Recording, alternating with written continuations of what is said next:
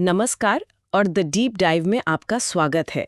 आज हमारे पास एक ऐसा किस्सा है जो सच कहूं तो दिमाग को चकरा देता है।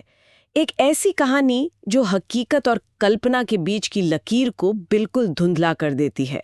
हमारा स्रोत है चैतन्य चरितामृत और हम श्री चैतन्य महाप्रभु के जीवन की एक रात पर गहराई से बात करने वाले हैं।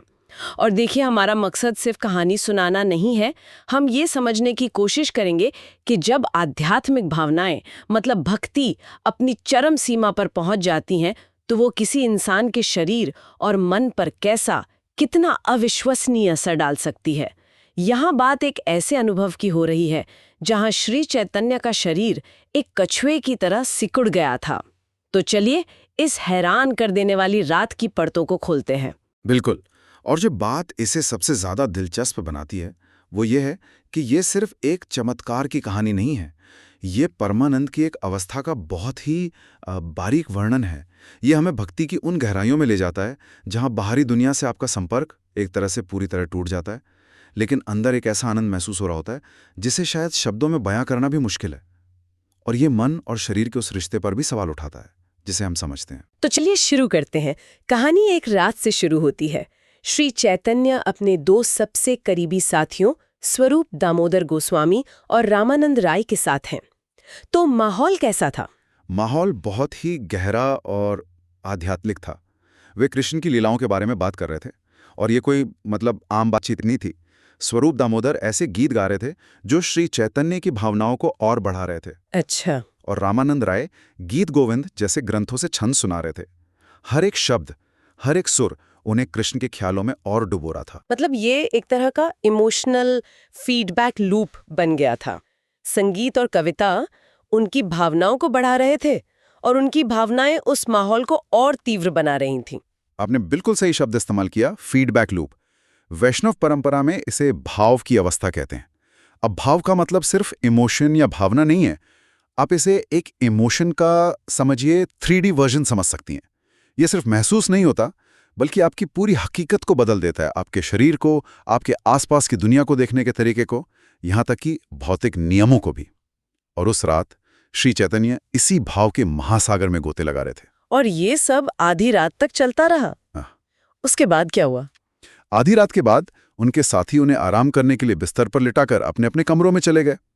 उनका सेवक गोविंद कमरे के बाहर दरवाजे पर ही सो गया ताकि कोई अंदर बाहर ना जा सके। और सबसे जरूरी बात, कमरे के तीनों दरवाजे बाहर से बंद थे।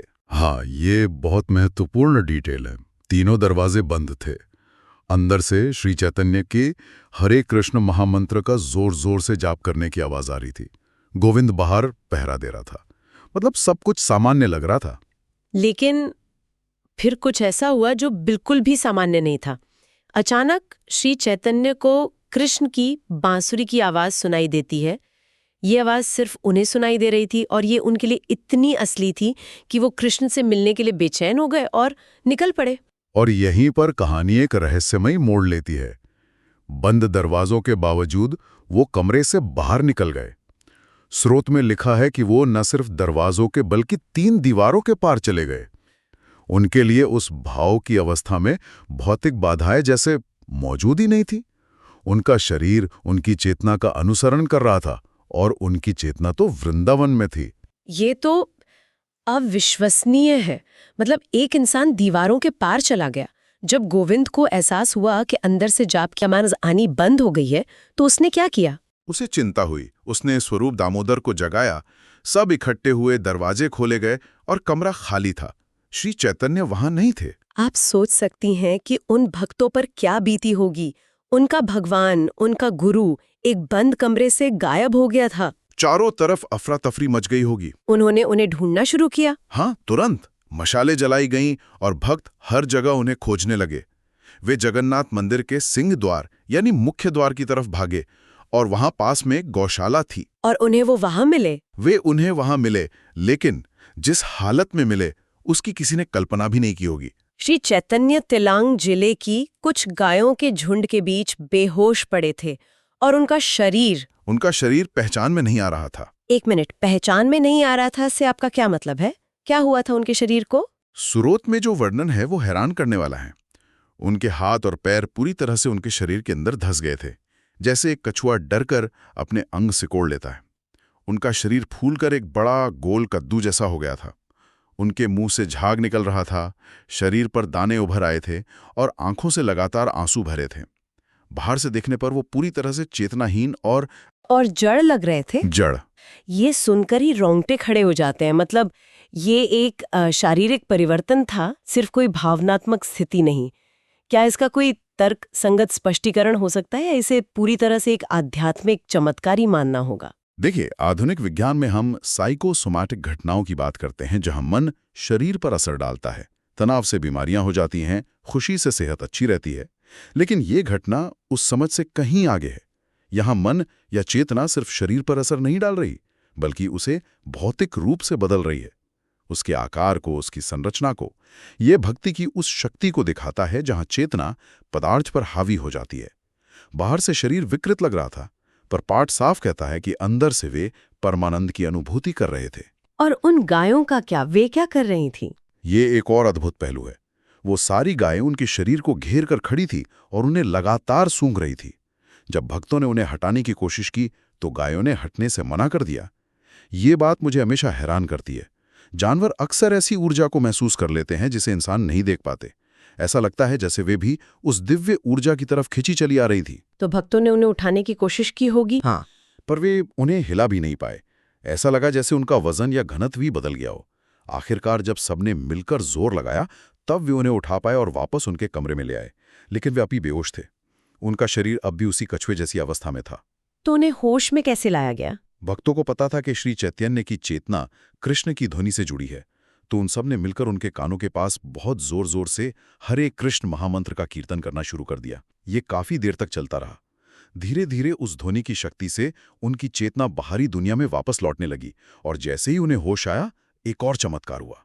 उनके हाथ और पैर अपने आप शरीर से बाहर आ गए और उनका शरीर वापस सामान्य आकार में आ गया। ये दिखाता है कि वो शारीरिक बदलाव कितना अस्थायी था और पूरी तरह से उनकी आंतरिक चेतना की स्थिति से जुड़ा हुआ था। जैसे ही चेतना लौटी, शरीर भी लौट आया। होश में आने के बाद उनकी पहली प्रतिक्रिया क्या थी? क्या उन्हें कुछ याद था?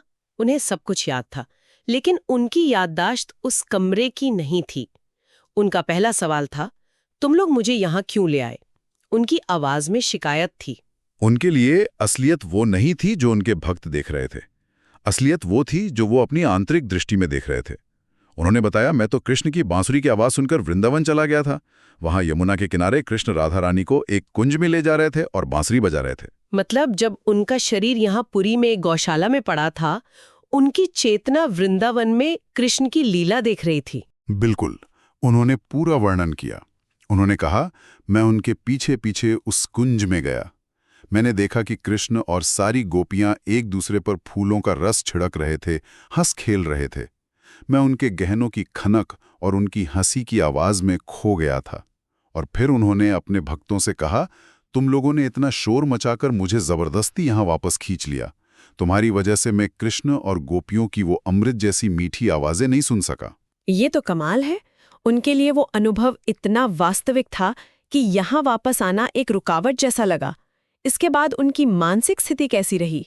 इसके बाद वो एक बहुत गहरे विरह यानी जुदाई के दर्द की स्थिति में चले गए। उस दिव्य अनुभव के छिन जाने का दर्द।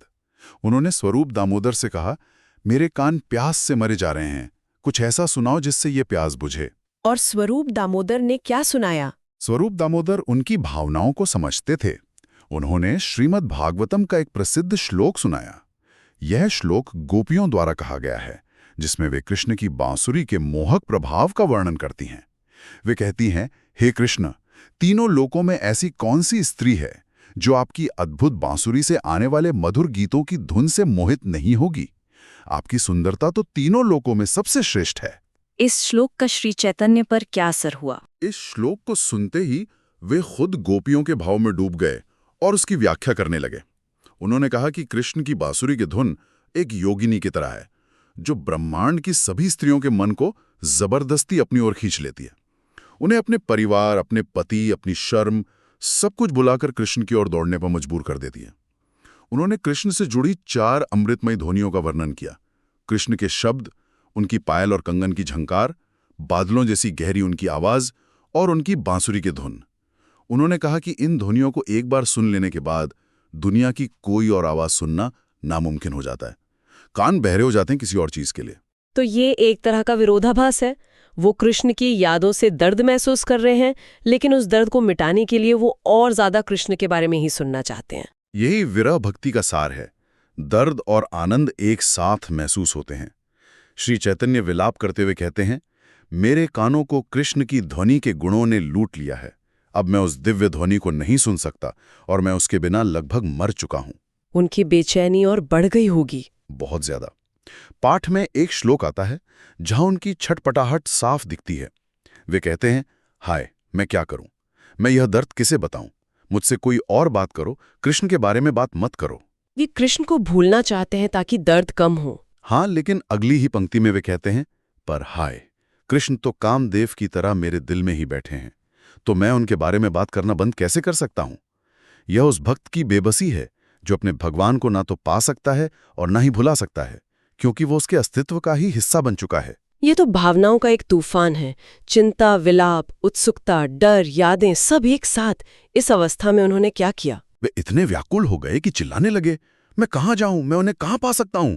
और ये कहते कहते वे उठकर दौड़ने लगे, बिना ये देखे कि वे कहाँ जा रहे हैं। तब उनके साथियों ने उन्हें संभाला होगा। हाँ, स्वरूप दामोदर ने उन्हें दौड़कर पकड़ा और अपनी गोद में बैठा लिया, उन्हें शांत करने की कोशिश की। और अचानक जैसे ही उन्हें वो सहारा मिला, श्री चैतन्य की बाहरी चेतना वापस लौट आई। वे शांत हो गए और बोले, स्वरूप कुछ मीठे गीत गाओ। और फिर संगीत ने उन्हें शांत किया। बिल्कुल। गीत गोविंद और कवि विद्यापति के गीत सुनकर उनके कानों को, उनकी आत्मा को शांति मिली। ये दिखाता है कि उनकी भावनाएं कैसे पल पल में चरम पर पहुंचती थीं और फिर शांत हो जाती थीं। लेकिन ये चक्र रात दिन बिना रुके चलता रहता था। पाठ के अंत में लेखक कृष्णदास कविराज गोस्वामी कहते हैं कि श्री चैतन्य एक दिन में जितने मानसिक और शारीरिक बदलावों से गुजरते थे, उनका पूरा वर्णन तो शेष नाग भी अपने हजारों मुखों से नहीं कर सकते। तो आज की इस चर्चा को समेटते हैं। हमने श्री चैतन्य महाप्रभु के जीवन की एक रात की घटना देखी जो किसी भी आम इंसान की समझ से परे है। एक ऐसा आध्यात्मिक जुनून जिसने उनके शरीर को सचमुच बदल दिया, उन्हें दीवारों के पार ले गया और उन्हें एक ऐसी दिव्य दृष्टि दी जो उनके लिए बाहरी दुनिया से भी ज्यादा असली थी। हमने देखा कि कैसे चेतना की तीव्रता भौतिक नियमों को भी मोड़ सकती है। ये घटना भक्ति, प्रेम और विरह की उन चरम सीमाओं को दर्शाती है जहां दर्द और परमानंद एक ही सिक्के के दो पहलू बन जाते हैं। यह सिर्फ एक कहानी नहीं, बल्कि मानवीय चेतना की संभावनाओं की एक झलक है। और अंत में हम अपने सुनने वालों के लिए एक सवाल छोड़ जाते हैं। ये किस्सा हमें मन और शरीर के रिश्ते के बारे में क्या सिखाता है? अगर विश्वास और भावना में इतनी शक्ति हो सकती है कि वो हमारे भौतिक शरीर को इस हद तक बदल दें, तो मानवीय अनुभव की असली क्षमताएं और सीमाएं क्या हो सकती हैं? इस पर सोचिएगा जरूर।